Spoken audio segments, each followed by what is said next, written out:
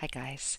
So I had a really heartfelt question posed to me yesterday about frequency work and how what I talk about um, would work or affect or how does it resonate around communities that have seen really hard, challenging times. So we could say northern communities in Canada, the First Nations places where, clean water, housing, there's been a lot of addiction, and especially for the children. How do you recognize what's going on there, and how do we actually help communities like that? And that is true actually for all over the world. There are communities like this all over the world, and where children are experiencing tremendous suffering. And what I'm saying is, it's actually not even just those communities in homes, um, in cities, in countryside, everywhere. There is so much suffering in the world. And frequency work is not about being positive and just whisking things under the carpet. It's actually about getting in there and facing what's really going on, and acknowledging the trauma and abuse and addiction and all those hard things that happen to humanity and have been happening for thousands and thousands of years. And what I've seen from the last 4 years working with people and growing up in a family where, I saw a lot of that devastation myself, is that it runs through the whole human experience. So if you go back in a lineage, you'll see that there has been, these abusive patterns, this addiction, where the children have not been honored in the way that children have always meant to be honored, where we haven't honored animals, we haven't, honored nature, and most of all, we haven't honored ourselves. So this reckless abuse pattern seems to go everywhere.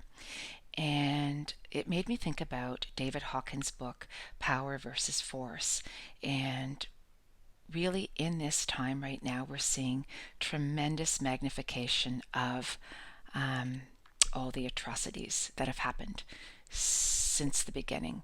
And they're getting exposed, and they're about to be exposed. So every day, we see a little bit more, and it hurts to see that. And I know when I started off doing this work, it really was for the children. I started off for my own children thinking I want to be clear, I want to be, a clear mom for them. And then it just rippled through that I want to help all children.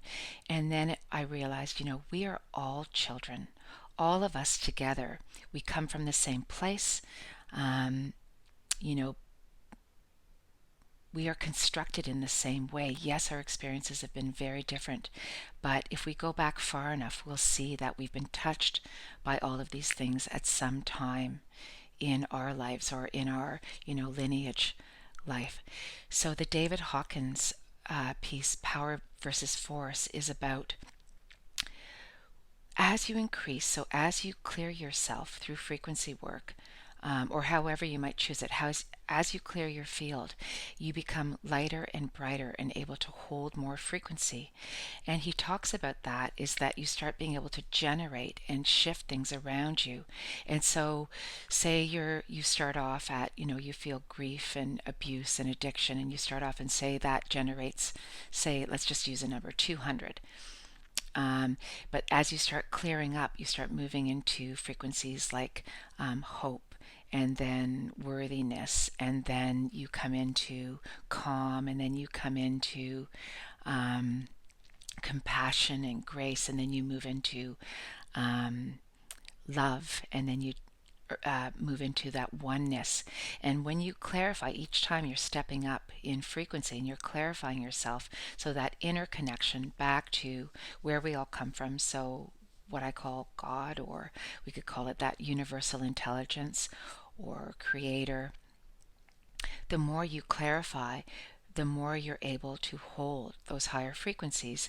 And what David Hawkins talks about is then where you walk in the world, or where you talk in the world, a person that's generating in love and that oneness is able to shift over 1 million people because of who they've become. So I always say that this work starts with the self. So we have to take personal responsibility. So sometimes we do it, for our families, and we say, it stops here, it stops in my family, and you start clearing, and then all of a sudden you start realizing, oh, I want to help now. I want to start serving, and I want to start stepping out. So you start stepping out into those spaces. So it could be, going up north and helping people up there, and then sharing in service this new way of connecting. And you'll see that power that you hold. Um, it's just a state of being. So people want to come closer to you. They want to tuck into you because they start acclimatizing or assimilating with the frequencies that you're generating. So it's really not about what we do, it's about who we're becoming. And the more of us who become clear, and it has nothing to do with race, religion, the amount of money you have, where you live in the world. It's about who you become. And then you can start having this vision of where you want to see the world go. And you hold that vision really tightly in your mind. And you start sending that frequency out. So you can send it out anywhere in the world. So if there was a place that you wanted to focus on, you could send that frequency out to that and send a prayer out to those spaces. And there's now documentation talking about how places change because of that, the power of our intention. So much of the time I spend, it's in my quiet, in my mind, with the vision of wanting to help. So finding places that I want to help. Sometimes it's just driving by a field of animals and seeing them being mistreated and spending time just with an intention and a vision for them. Um, but we are so powerful in our envisioning when we're clear and when we're able to really connect back to who we are. And we don't actually need the whole world to be like that. We need what David Hawkins talks about. It's like 10% of the population, maybe even a little bit less.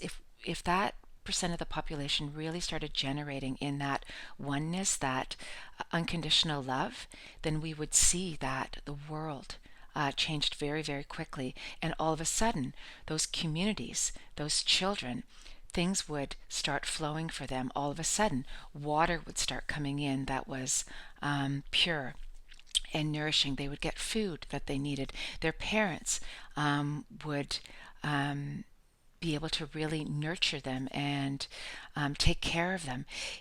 It's not about the physical, even though that is part of service because we are human and we want to touch and we want to hug and we want to help. But it's an even higher place. It's in that space of prayer and intention and vision that we see tremendous changes. And really, that's the work that I do. When I work with people, I've never met most of them. Sometimes I've never even spoken with them, and yet they get to experience a shift. And it's because of that love and that oneness and that intention that that we share.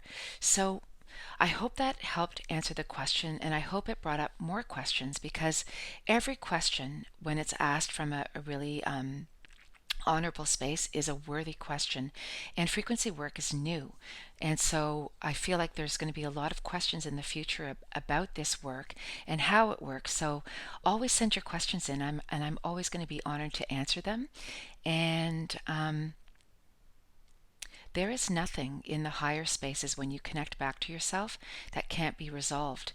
And it doesn't matter what your life story is, what anyone's life story is. And that is not magic. That is actually that's spiritual truth. When you go into the higher frequencies, that's how things are created and manifested. So I'll wait to hear more questions from you guys in the future. You can send them in to contact@kaiusher.com, and or put them in any of the social media feeds, and we'll look for you there. Okay, hope that helped. Bye.